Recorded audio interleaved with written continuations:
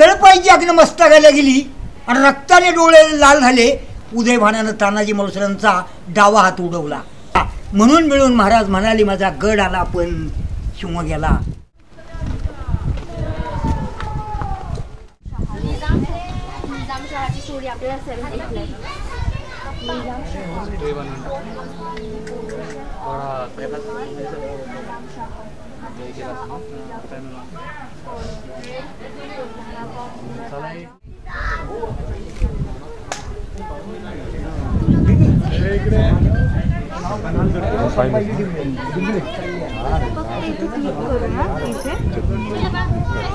नरवीर सुभेदार तानाजी मालुसरे यांचं शिवसृष्टी शिल्पीकरण करून या ठिकाणी तानाजी मालुसरेंच्या देह समाधी लोकार्पण करून 2017 या ठिकाणी 354 वर्षे झाली तानाजी मालुसरेंना इथं वीर प्राप्ती झाली.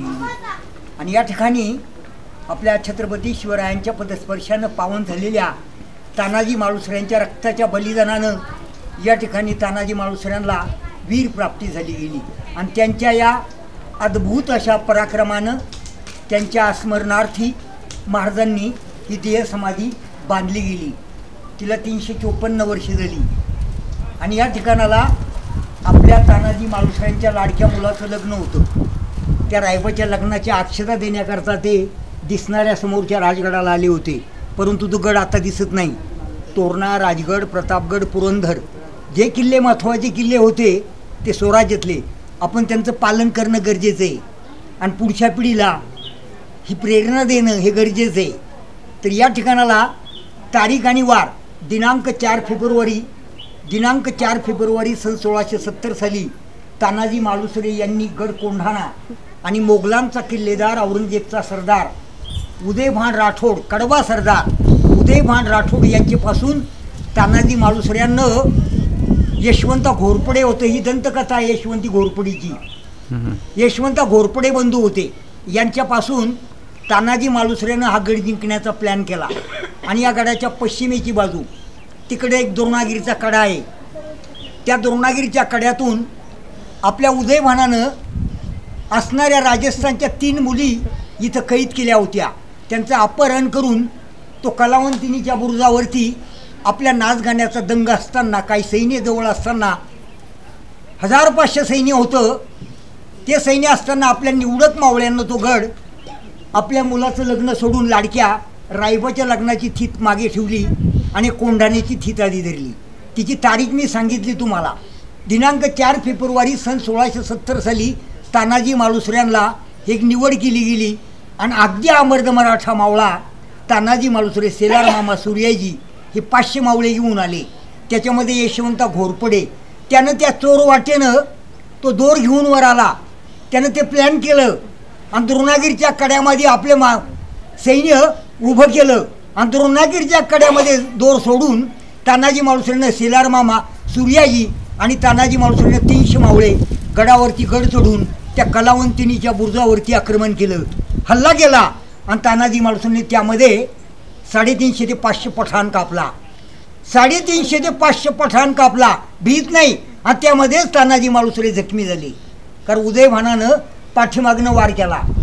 समोरून वार केला असता तो उदयभानूला ठार मारला असता एकट्या तानाजी मालुसऱ्यानं.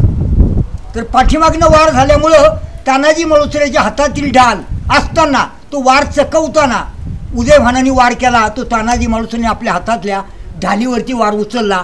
परंतु तो वार ढाल तुटली तर सेला किती टिकणार. म्हणून सेला उदयभानानं अगदी खवळून तळपायची अग्न मस्तकाला गेली आणि रक्ताने डोळे लाल झाले. आणि उदयभानानं तानाजी मालुसऱ्यांची वरी वार इंच झकमा अंगाला केल्या. तर 80 वार केले आणि इंच झकमा अंगाला आणि रक्ताने वीर न्हालेला. त्यामध्ये शेलार मामा होता संगतीला. आतून सूर्याजीनं जाऊन कल्याण दरवाजा उघडला. इकडनं तानाजीनं पाठवला आणि तिकडे गनिमी कावा केला. आणि इकडनं सूर्याजीने गनिमी कावा केला. आतून येऊन सूर्याजीनं तो दरवाजा उघडला. शेलार मामानं ते 200 मावळे होते उरलेले ते शेलार मामानं कल्याण दरवाजीने वर घेतले. आणि 80 वर्षाच्या शेलार मामाने उदयभानाला याच ठिकाणी तानाजी मालुसरे लढता या उदयभानावरती तलवारीचा वार करत असताना उदयभानानं तानाजी मालुसरेंचा डावा हात उडवला आणि लढताना एका हाताने लढताना मराठा मावळा मर्द मराठा मावळा तानाजी मालुसरे या ठिकाणी तो स्वराज्यातला मणी हरपला आणि तानाजी मालुसरेंच्या रक्तानं धरती न्हाली आणि सिंहगड न्हाला. तानाजी मालुसरे धारार तीर्थी पडल्यानंतर मावळे पळू लागली. सूर्याजी म्हणतो मावळे का पळतायत? पहाट झाली होती आणि पहाटेच्या चांदण्यात सूर्याजी परतीच्या दोरावर गेला आणि तो परतीच्या दोराला काय म्हणला, अरे हिजड्यांनो पळताय कशाला की आपला बाप रक्ताच्या थवळ्यात मरून पडलाय आणि मी परतीचे दोर केव्हाच कापून टाकले गेले. 60 मावळे दरीत कोसळून मेले. हे दुःख पुन्हा स्वराज्यावर संकट आलं आणि त्या संकटाला तोंड देऊन खंबीरपणे स्वराज्याचं नेतृत्व करत असताना हा श्री सूर्याजी धावत पळत उदयभान आपला जीव वाचवण्याच्या प्रयत्नात असताना तानाजी मालुसरेंच्या छातीमध्ये लात मारून हा स्वराज्याचा विजय झाला. म्हणून शेलार मामानं गनिमी केला आणि शेलार मामानं काय म्हटलं, अरे हिजड्याच्या औलादी की माझ्या रक्तात पडलेल्या मुलाला तू छातीमध्ये लात मारून निघाला असेल तर हिम्मत कर माझ्या 80 वर्षाच्या म्हाताऱ्यावरती. मामानं घेतलं उड्डाणाला आणि दात खाऊन केलं वाराला आणि उभा चिरला उदयभानाला आणि गड स्वराज्यात आला. कोंढाणा स्वराज्यात आला. सूर्याजीने दुःख व्यक्त केलं आणि गडावरती गंजी पेटवली, आग पेटवली आणि राजगडाला असताना जिजामातानं म्हटलं गेलं, शोभा बाळ पहा माझा लाडका कोंढाणा सर झाला आणि स्वराज्याचा भगवा फडकला. महाराजांनी राजगडाला आनंद झाला होता, पण कोंढाण्यावरती दुःखाचं सावट पसरलेलं. ताना मालुसरे स्वराज्याला सोडून गेले. ताना मालुसरेच्या रक्तानं सिंहगड न्हाला आणि महाराजांच्या स्वराज्यातला 17 हत्तीमधला एक शिव गेला. म्हणून महाराज म्हणाले गेले, अरे मावळ्यांनो असे रडत काय बसला? आजपासून या गडाचं नाव कोंढाणा उर्फ सिंहगड की माझा एक गड गेला आणि एक गड आला आणि एक गड गेला. म्हणून मिळून महाराज म्हणाले, माझा गड आला पण शिव गेला.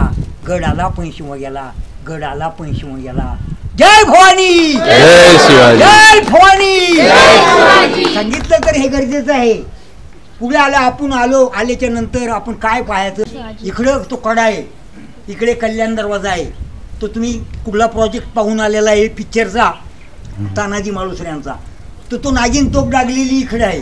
तर या बाजूला तो राजगड दिसतो म्हणून ते त्यानं टेक्निकल तिकडे गेलेलं आहे. इकडे तानाजी कडा, द्रोणागिरीचा कडा, कलावंतिनीचा बुरुज, तानाजी जखमी ठिकाण, हात तुटलेली जागा आणि आपल्या महाराजांचे पुत्र राजाराम महाराज या सिंहगडावरती मरण पावले. राजाराम महाराज दीर्घ आजारानं वयाच्या 28व्या वर्षी अल्पवयीन आजार झाला आणि अल्पवयीन आजारानं राजाराम महाराज 28व्या वर्षी सिंहगडावरती 1703 मध्ये मरण पावले. महाराणी ताराबाईनं सांभाळ केला आणि त्या ठिकाणी हा सातारचा अजिंक्य तारा ही राजधानी गेली. ही पहिली मराठ्यांची राजधानी. राजगडी दुसरी राजधानी, तिसरी राजधानी रायगडगड गेला आणि चौथी राजधानी जिंजी राजाराम महाराजांनी केली.